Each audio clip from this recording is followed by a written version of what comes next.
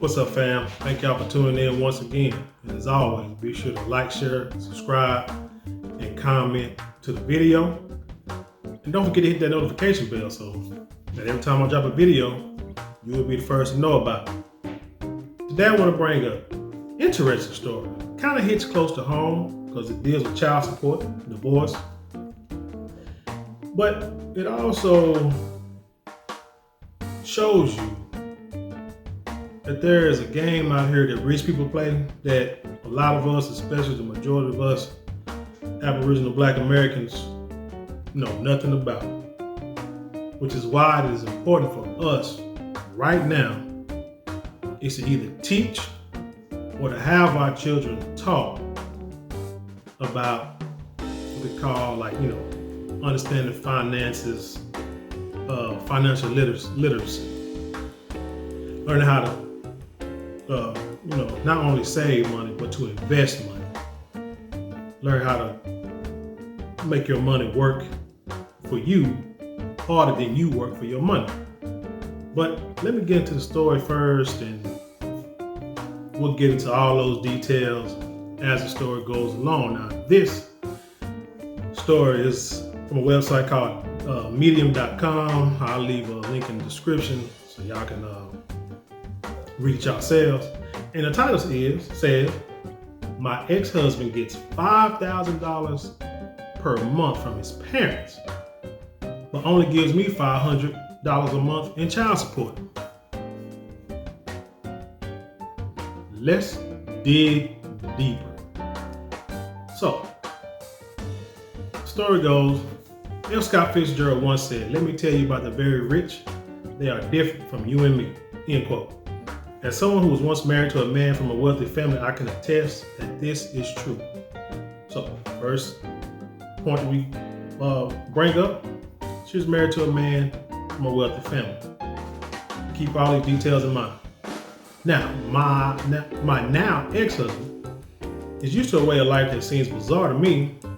For example, his parents gives him $5,000 a month just for existing. As his ex-wife, sharing custody of our two children with him, you would think that I would see some of this money. That is not true. It goes into his account as a gift. His father writes him a check every month. My child support payment is deducted from his teacher's salary at a private school. Now, let's rewind. $5,000 a month. I don't know this man. I'm going to assume that he's an Anglo-American. So his family is wealthy enough to give him $5,000 a month, which in 12 months is $60,000 a year. But hold on, let's go on. Read through.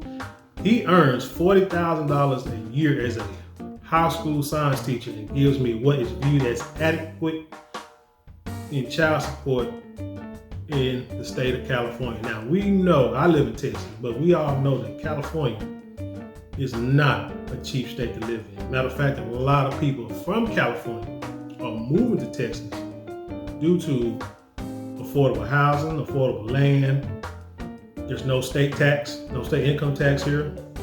So they see this like, why would they not move here? Especially the way you got inflation, how prices are going up. What they say, inflation went up, price went up like 7 or 8% in the past year. Shoot, I know gas is, down here is like $3.30, $3.50 per gallon. And so I can imagine what California is like. But let's go back. The guy's making $40,000 a year as a science teacher, so he ain't making a whole lot of money as a teacher. But his parents give him $5,000 a month, which means he gets more money from his parents who are wealthy, who probably bought houses back in California when they was dirt cheap. They might have paid $20,000, $30,000, $6,000 for a house. Probably still had the same house and paid it off. The house probably worth millions now. Family's probably retired, got hundreds of thousands to millions of dollars in the bank and a savings account, so they're going to pass it on to their son, who is a grown man with two children and is a teacher, because they want to pass that wealth down to the next generation. so the next generation don't have to struggle, and they'll have a better chance of making something of themselves because they have a financial backing to fall back on. A lot of Aboriginal Black Americans, we don't have that. The majority of us don't have that. The majority of us had to, go to school, get your degree, start from scratch. But if you make a little money, you got family members with their hands out who won't borrow money that they don't ever pay back. But you got to help, your brothers and sisters, even your parents sometimes with money. And you can never get out of debt because you're always helping other people who, let's just be honest, a lot of times they're a crutch because they're taking, and not giving, or they're not making a way for themselves to get out of that situation, whatever situation it is, so that way they can help the next person. But anyway, back to the story. Let's just say he gives me what his view. Okay, so he earns $40,000 a year as a high school science teacher and gives me what is viewed as adequate in child support in the state of California. It really is not. I struggle to provide for our 2 children who live with me almost full time. I have them 5 days a week, and my ex-husband just has them on the weekends. When he does take our kids, he stays at my place, using my electricity and eating my food. Now, let's talk about that. I'm going to, woman, this is the life you chose. That's what I'm going to say. I'm quite sure you got a divorce, went to the court system, probably tried to take it for everything he got. You got custody because of these old jacked up ass court systems. Don't believe in equal custody. They want the woman to get the majority, if not full custody of these children. And yet, he only gets them on the weekends, maybe every other Thursday, something like that, if it's like in the state of Texas. So, you complain about money, but yet, I doubt that you went to the courts and said, hey, let's have equal share of the kids so that way he can give me equal share of the child support, or that we didn't got to pay, he don't have to pay child support. We just had, each had a kid half time, and he takes care of them when they were with him, he pays for them, and when they were with me, I pay for them. No, you went, you got a divorce for whatever reason, got child support, got custody to where you got him 5 days a week, he only gets them on the weekend. So, grown man can't even go out and kick it on the weekend. If he do, well, he might violate the court order and go to jail. Like I said, the system is jacked up for most men. And this is just one example, but it seems like this is about to backfire on this young lady. But let's continue. Oh, but then you say that he stays at your place on the weekend. Why stay at your place on the weekend? Underlying reason I would say is control. Women like to, I'm gonna say some women like to see a man doing bad under their thumb. She knows he only makes $40,000 a year. She probably, hell, if he stand at your place, you either make at least, she never goes and says how much she makes. Okay, when we read through the story, you're gonna see that. But I'm gonna say that y'all are probably making about the same amount of money, or you're probably making more. If he stand at your place on the weekend. But why? Oh, but there's another reason why he's probably staying there. We're gonna get into that in a second. But the question is, why you allow him to stay at your place on the weekend? Is it because that you still have some feelings for this guy, and you really want him back? You didn't really want a divorce, but you probably try to get a divorce, trying to prove a point. I'm just saying. She says, it's not fair that my ex-husband gets a ton of money from his family, but takes advantage of me, giving me very little in child support. How does a man take advantage of you? People can't do anything unless you allow them to do it. So what you mad at? This is like I said, this is a life you chose. This is what you wanted. You wanted this man to come to your house every weekend so y'all can be with the kids together. They can see y'all together. But during the week, he's not at your house. If he's at his own house on the weekends, you're not at his house. You're not married, so why are you playing this game? You know what I'm saying? Why are you allowing him to play this game that you pretty much create the rules for? Now, here is the kicker, one of the big kickers. My ex was unemployed when we divorced. Now this, I'm gonna say, it's gonna come out and say this. I see this a lot. A woman making money, probably feeling that the husband is not holding up his end of the bargain. Now, if he's a school teacher now, most likely, I'm just gonna bet that this guy was going to school trying to get his degree to become a teacher. Because you just can't be unemployed and one day wake up and say, I want to be a school teacher. You gotta go to school, you gotta get certifications, you gotta take classes, you gotta take tests. So I'm willing to bet that he was going to school. The relationship was probably, this guy makes a lot of money. Well, hell, it's like I say, his family is wealthy. This guy brings in a lot of money to support, you know what I'm saying, to support you. Then he stopped working, probably to go to school. You got upset. So for some reason, y'all going back and forth, arguing probably over money. And so you wanted a divorce. Because you saw how much, well, you knew his family was wealthy, and you thought you were gonna get a taste of it. But it didn't work out that way. She said, I knew my ex-husband was from a wealthy family. Soon after I met him, he mentioned that his parents would give him a disbursement every month. So again, you already knew this man was making money, was getting money from his family. And you wanted if he wasn't working then why would you marry a guy that ain't working? Because he get money from just because he get money from his family. How much money does his family got? Damn. But anyway, this isn't a trust fund. The disbursement consists of the profits from his family's investments. So they don't have to pay taxes on it. This is what I want to tell you guys, my people. You see, this is the importance of investment. See, we've always been taught to be afraid of the stock market. Because, oh man, put your money in the stock market, you lose your money, man. I ain't doing all that. Put my money in the bank, save. Well, now, with the information age and the internet, everybody should know that you put your money in the savings account. Now, back in the day, you put your money in the savings account and get at least 2% interest. Put in the CD, you get from like 5 to 7% interest. So you can make money on your money. The problem is now, you can't even you get less than 1% return on your money if you just put in a savings account. You can't, no, that's with a CD. You can't even get 1% with a CD. And you get way less than that with savings. But inflation goes up on average of 3% a year.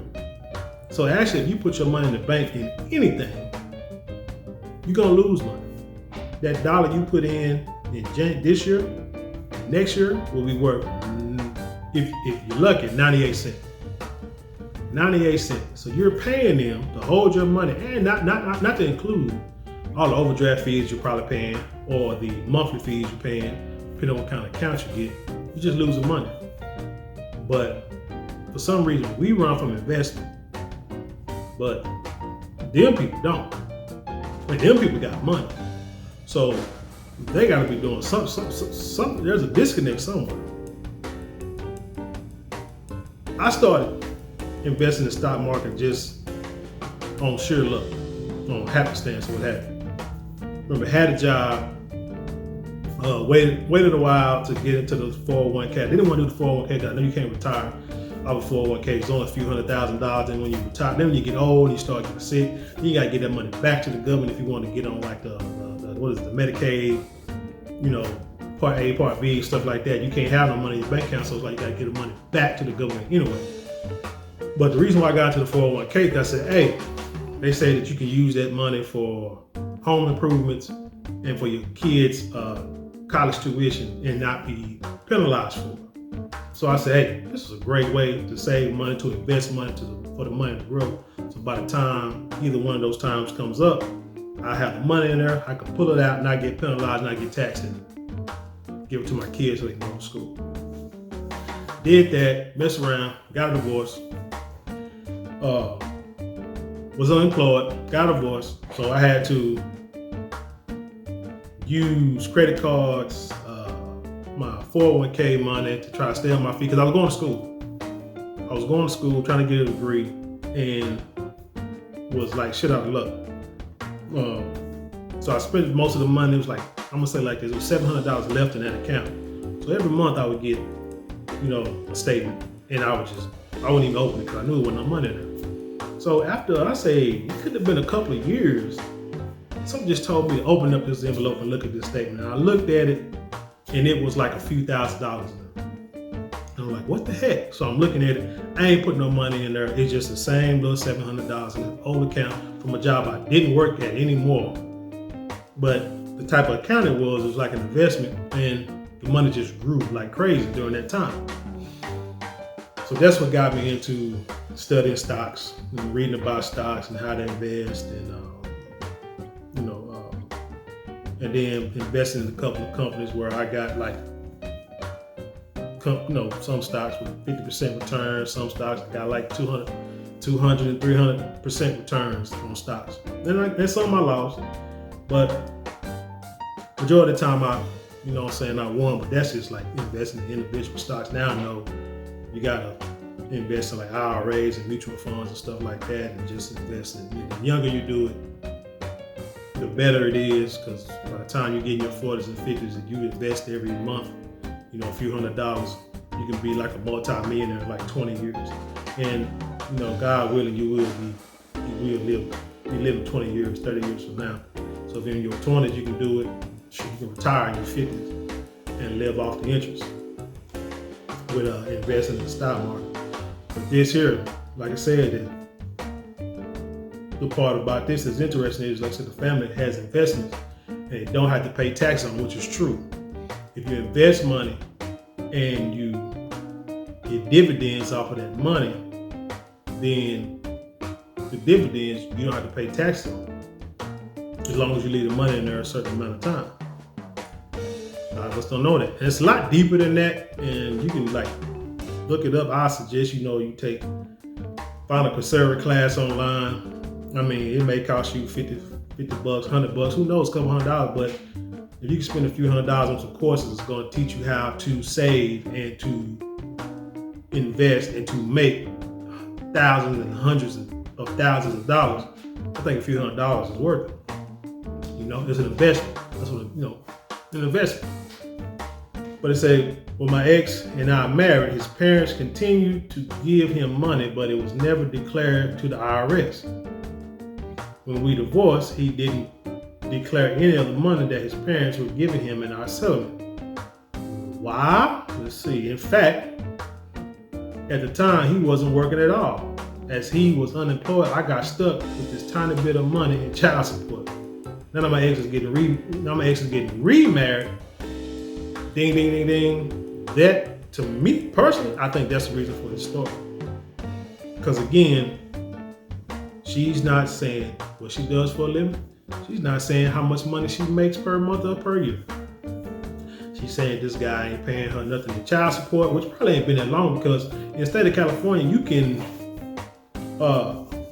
get child support changed every 3 years. I think in the state of Texas, you can do it like every 4 years. And if he was unemployed in the beginning, and he only paying you $500, most likely that $500 is coming from him not making money what they thought his potential was at the time to work. And so now if he's making $40,000, because I'm gonna tell you like this, I might be right. I'm gonna say I tell you like this. I know for one child I paid 25%, 25, 30, 60. About 25% per month of what I make in child support. But this guy making, it's $500 and he's making $40,000. He's not even paying, he's barely paying 15% around about that much in the state of California, which with 2 children, which is crazy to me. But hey, like I say, the child support system is jacked up for real. Listen, now my ex is getting remarried. Like I said, I think she's upset that he's getting remarried now. Like I said, you let this guy come stay at your house every weekend. Now you pissed. And now because he's getting remarried. Because he quote unquote used you in the games that you create, with the rules that you create. Now my ex is getting remarried and wants to buy a house. His parents have started giving him even more money, $5,000 per month. This way he can show the bank that he has this kind of liquid cash in his bank account. But it feels so unfair to me. Think about how that man felt when you divorced him and he was unemployed. And he had to pay $500 a month for his own children. You don't say that he's a bad father. You just say you just get $500 a month in child support. You don't say if he give you more, you know what I'm saying? On the flip side, but again, when you take guys to court, once you put the courts into it, from my standpoint, whatever money you get from the courts, that's what you get. That's it. Nothing else. Now, if my child comes and asks me for some money for something, for some reason, yeah, I give it to her. But other than that, like I said, her mom, whatever the courts gotta get, that's what she gotta use. Everything else extra, you know what I'm saying? Like I said, I give it to my child or whatever. If she really needs something, you know what I'm saying, I do it. But that's what you get. You know what I'm saying? But she don't. But you know what I'm saying? Her mom don't ask for a lot of money either. Somebody don't ask for extra money anyway, something like that. So I can't really harp on that. But I mean, she get what she get. And like I said, my child, like I said, needs extra. Need stuff, and I'm there for them. But like I say, this woman here can't get upset because she went to the system. The system did what they felt they could do, and she getting burnt. How I found out that my ex is getting all this money from his parents. My ex-husband is quite absent-minded and often talks on the phone, on speaker, while he's at my place. Again, why is he at your place? I overheard him talking to his parents about the $5,000 a month they're giving him as a gift. It made me so angry that he and I had a huge argument about it. I started crying and the kids saw it. Well, that sounds like a person probably put the kids in the business. I just had to get it into my head that I'm stronger as somebody who actually makes her own money. How much do you make? You don't say how much you make. I'm coming back to life after my divorce. My ex isn't growing as a person because he lives off his family. But you want some of that family money though. You see, you sound like you're contradicting yourself. But I also had to come to terms with the fact that life isn't fair. It sure the hell isn't. Especially when, like, say, you're blindsided by divorce and you ain't got no money. Divorce isn't fair. You're right. You're never going to really feel like you receive what's just from your ex. Amazing. Amazing. What do you feel is just from your ex? You let them stay in your house over the weekend, using your electricity, eating your food, your water, probably using your phone. But you know this man gets $5,000 a month that he doesn't have to claim on taxes. Why? Because it's a gift. I mean, so he doesn't have to announce it in child support because they cannot allocate or they cannot, include a gift as income. Got to go by W-2s, player. That's the way the law is, or check stubs. So I mean, if he was making $5,000 a month, and he had to declare it on taxes or what have you, as income. Oh, I bet you wouldn't be crying in, but now he's making $5,000 a month. He's making $5,000 a month, and you try to take him 20-30% of his money, and he can barely survive out there in that state of California. You won't be feeling sorry for him. You'll be saying that's what he owed. You'll be saying, hey, these are 2 kids. I take care of these 2 kids. They live with me, 5 days a week. You only get them on the weekends. Again, it's because that's the way you wanted it. And so now you're upset. I've had to move on in life and be happy with what I do have. The only reason why you're moving on is because this man is getting remarried. I mean, bottom line. I have my dignity. Not really. Not after you wrote this story here. But again, man, I know I don't went all over the place with this story. Because like I say, it hit close home on all aspects. Because, like I said, the child support, how the government probably tried to screw the court system, try to screw him with the court system and mess around and got screwed herself. Now she upset. Unemployed during divorce, and then also got investments. Which again, like I say, first of all, I'm gonna say this. Divorce is never good, not for family, not for our community. We got to get back to family structure. We got to find some way to keep the family structure together for the sake of our people. And even if divorce, because sometimes divorce happens, tragedy happens, people die, parent could die, what have you. So it could be different circumstances or reason why a person becomes a single parent or what have you. But even with that being said, they need to keep the parents in the kids' life every day. Parents should know what's going on in a child's life every day. Every day, they should talk to the child every day, regardless of for a few minutes, a few hours, coming over, spending the night, taking them out to eat lunch, dinner, breakfast, what have you. Parents should be an everyday thing, especially with the fathers, because the mothers get custody the majority of the time. Which again, like I say, is not fair, but yet you want the father pay 30-something% of his salary, but don't even get 20%, if that, not even that, see him a week. Not even, not more 15% of a week, which you're paying 30% of the salary. It's unfair. And the courts don't want to hear you. I did a couple of videos on that whole situation. You can go back and look at it, you can find it. But my take, again, in conclusion, keep your family together. One, vet who you're dating, vet who you plan on having relationships with before you have kids, before you get married, before you have kids. Have plans, talk about financial plans for the children. Now, I'm gonna say it like this, I want to say I guarantee, but I'm willing to bet that this guy probably, his parents, they probably got the kids set up. That money he gets, he probably get it for himself, but like I said, I guarantee you, his kids gonna be set up. And when they get ready to go to college, move out that woman's house, move out their mom's house, and their child support is over, I bet you the kids gonna be set for life. Whether they like the dad or not, the grandparents gonna make sure the kids set up for life. And I'm sure the dad's gonna make sure they're set up for life. If the parents invested, I'm sure they taught the boy how to invest, which means it's gonna be generational wealth for generations to come for this family. This is what Black Aboriginal American needs to understand. You gotta start somewhere. No, we don't have a lot of money as a people. No, it's gonna be very damn near impossible. Slim chance for us to get reparations from this government. Although the topic is being brought up more and more recently.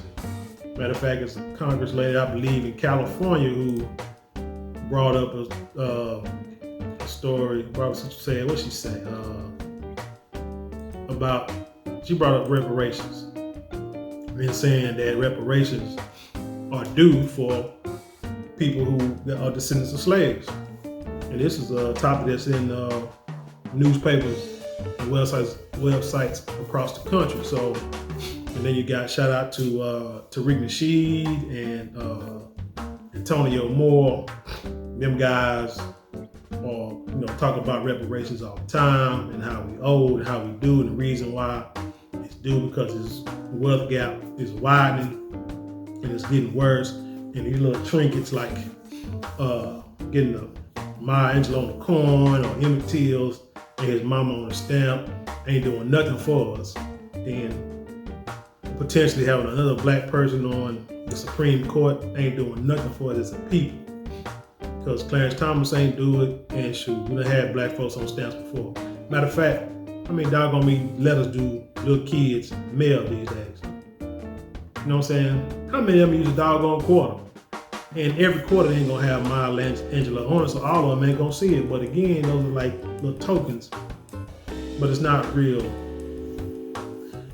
It's not real wealth. It's not real reparations. It's nothing that's really tangible that's going to help our people,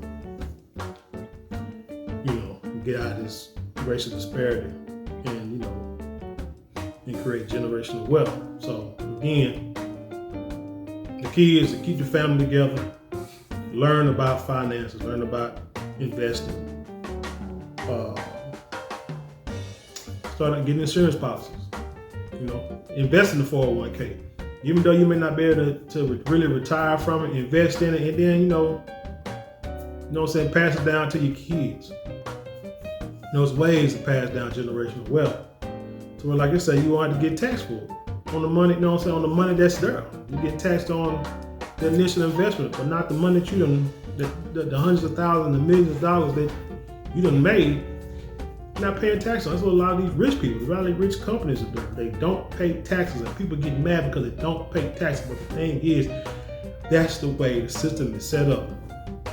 Like this young lady here, you went through the system to get child support and to get a divorce, and the system backfired.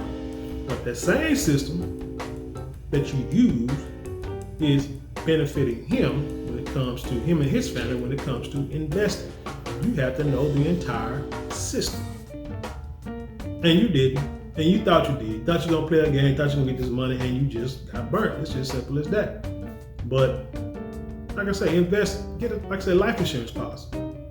That's a good way to start too. So, because eventually somebody's going to die.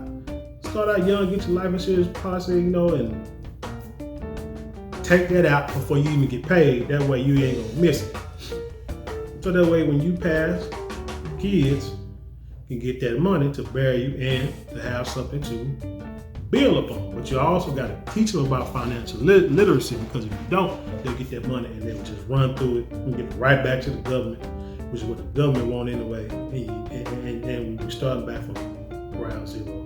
Well, anyway, that's all I got for right now. Hey, tell me what you think about this story. Leave a comment in the comment section below. And like I say, if you want to support the channel, man, like I said, go to the description box, click on the link, to buy some merchandise. I'd rather for you, to buy some merchandise to support the channel that way. Be like, even such as giving money, if you want to donate, you can also donate too, but you can also buy, like I say, product, get a fair exchange, kind of like a barter system. If that's the way you want to do it. You want to start a YouTube channel, click the tube button link. It's a great way to start. Get great ideas, get great content, so get the channels up, get the viewerships up, and get them subscribers up. Like I say, subscribe. Tell your people to subscribe. And with that being said, I'll leave you the same way I always come, and that's with peace.